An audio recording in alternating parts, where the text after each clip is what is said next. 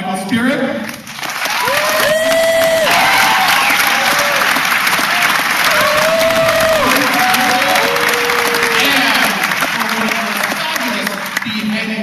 In Orphan history, Sam Nelll!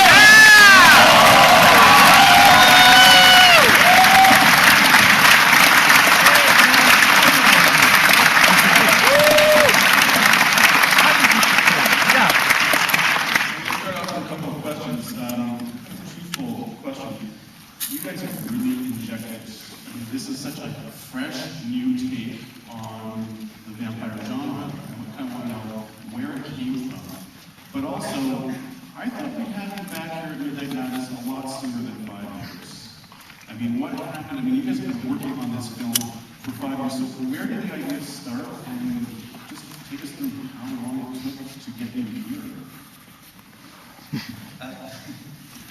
You know, we started the idea long before there was this kind of vampire thing that's been going on, and we just wanted to do something that we had this idea for a world that was populated by vampires. That's just the basic idea, and then we tried to figure out who the characters were, and it just took a long time. We spent a lot of time researching things, a lot of time. Things that may not be evident, but you kind of do it to get an understanding of a world, and we spent so much time trying to figure out what the world was and how it worked, and to do that you just need to spend a lot of time. We wrote so much that isn't in the movie, and we've got so much material for a sequel. Yeah, do you want to add anything? You got anything intelligent to add? I think it took so long because we're just very slow writers. It took a long. I mean, this is still an independent film, and independent films take a very long time to sort of get financing and so on.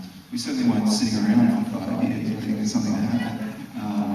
Yeah, and also too, this is kind of Undead was made for nothing, and this was made for a lot more than that. So, and it took a long time to sort of get the money together and convince people we could do it. I'll give you a comparison for, you know, what Undead cost. You know, the budget was ultimately $1 million, but it actually cost $100,000 to make. And then people worked on referrals, which is, you know, they basically sign a contract that says if the movie makes money, you will get paid this amount. But anyway, it was $100,000. The contact lens budget on Daybreakers was more than that. So it's a very different kind of movie, and you have to convince people, you know, that Michael and I kind of know what the hell we're doing. And Sam, what attracted you to this project, what was the movie, find out the story, which compelled you, and also, what was it like working for Rose? Well, a couple of observations. I'm listening. About the Spierigs, you know, it's been my experience with the people that I've worked with or have met, people who can create and sustain a dystopic world like the Spierig brothers, people like David Cronenberg or George Miller or John Carpenter, these are people. Usually are the nicest, sweetest, kindest people you could meet. At least that's the way they see me. It's a thin veneer. These boys would suck the blood right out of it. They'd suck the marrow out of your bones if you gave them a chance.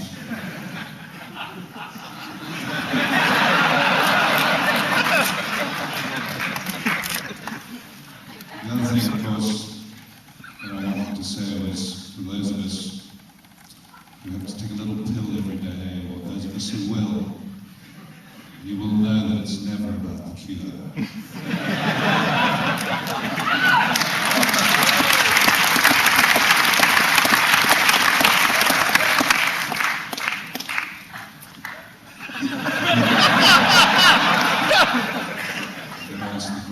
I believe so.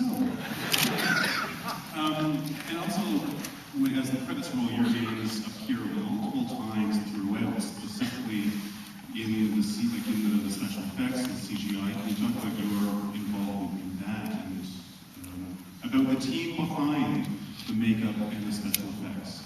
We've got two of them here right now. Can we bring them up? Steve Boyle and Samantha Nelll from Daybreakers.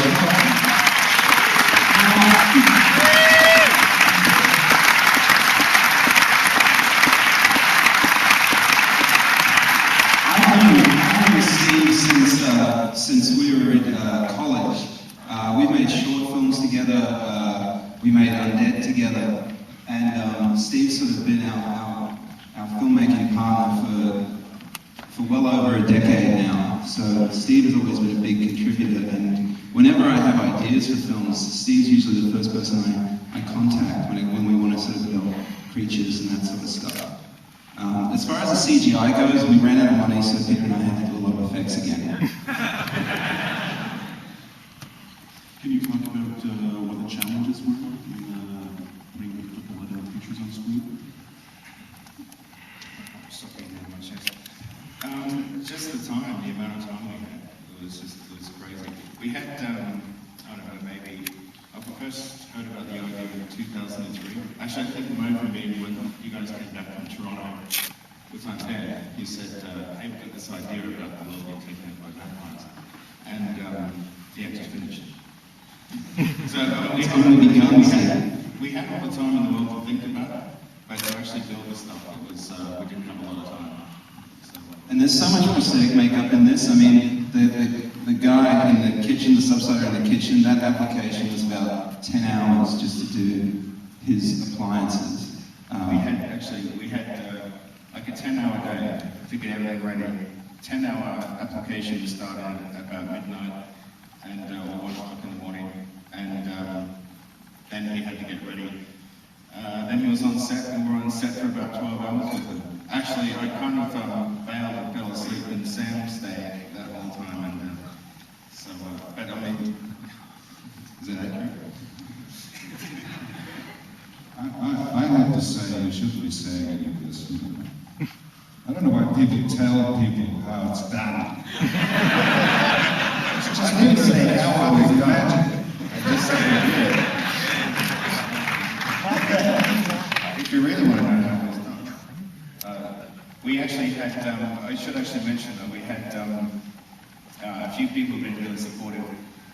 Richard Taylor from Weta, like when we started the project in 2004, I was sort of building stuff for it. And then Richard met us in Australia and flew us over, and we did some jobs at Weta. And while we were there, this started to build a momentum. So we started to get the Weta guys involved, and Richard was really supportive. And then as we got closer, we got a Queensland makeup effects crew together. And so I was sort of doing 7 days at Weta, 7 days in Queensland, 7 days at Weta, 7 days in Queensland, which are different countries, by the way. New Zealand is not Australia.